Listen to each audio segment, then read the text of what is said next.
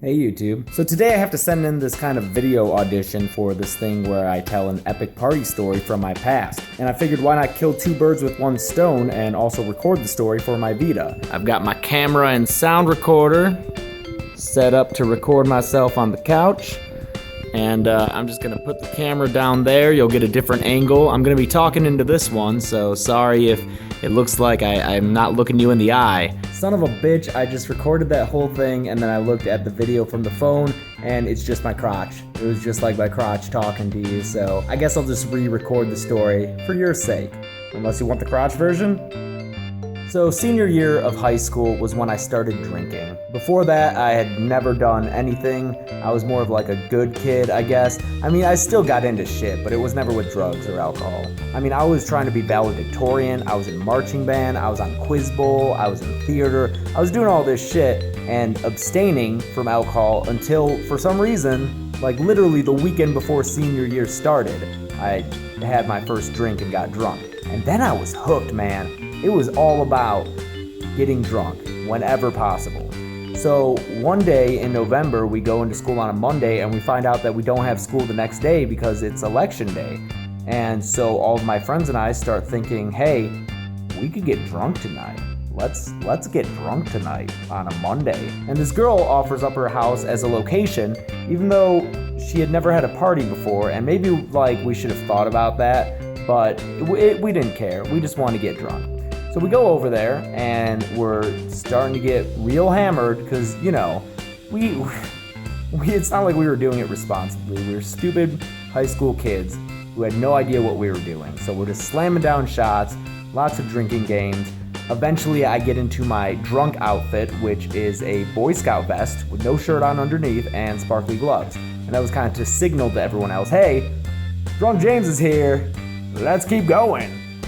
So we're at that point, is what I'm trying to say, when somebody runs down the stairs and is like, hey, the cops are here. And we're all like 15 to 18 year olds, so we are fucking scared.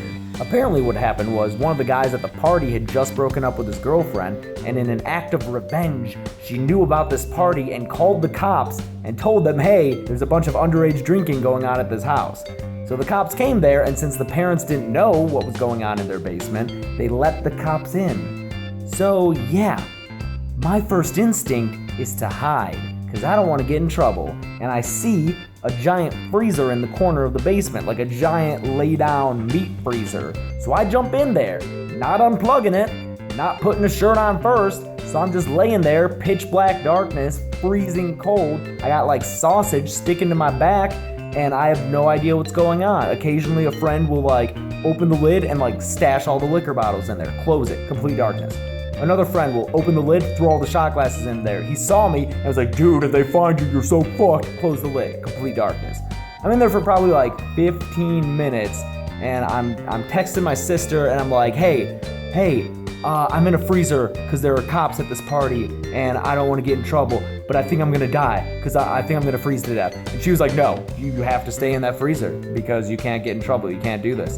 And I was like, okay, but what if I die? And she's like, you're not gonna die, just stay in that freezer, don't get in trouble. Then after like maybe 20-25 minutes, I crack the lid open and I look out and there's the dad of the house and he's cleaning up his basement. He's pissed. He's pissed that all these underage kids just took a giant drunk shit all over his basement. Not literally. But he sees me and he just starts walking over. He's like, all right, come on, let's go upstairs.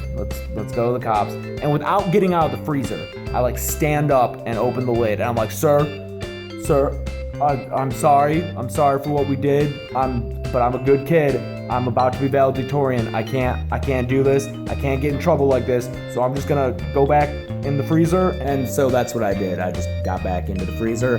And apparently, must have charmed him or something, because he didn't press the issue. He didn't open that lid again. And so I just laid in there, cold, worried for another 15 minutes until finally a friend opened the lid and told me that the cops were gone and that I had escaped any kind of legal wranglings. Two of my friends got arrested that night, had to go spend the night in the drunk tank, whereas I got a ride home, slept it off, went to school on Wednesday, and ended up being the salutatorian, which is second in the class, not quite first, but you know, I got there. So yeah, that was a true story that I just told, and it may end up on a television show being animated and shit. I can only hope.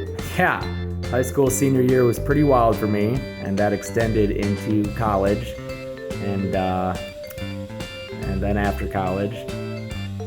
But now I'm kind of an adult. Maybe. Hey, at least I'm not still taking my shirt off and getting drunk and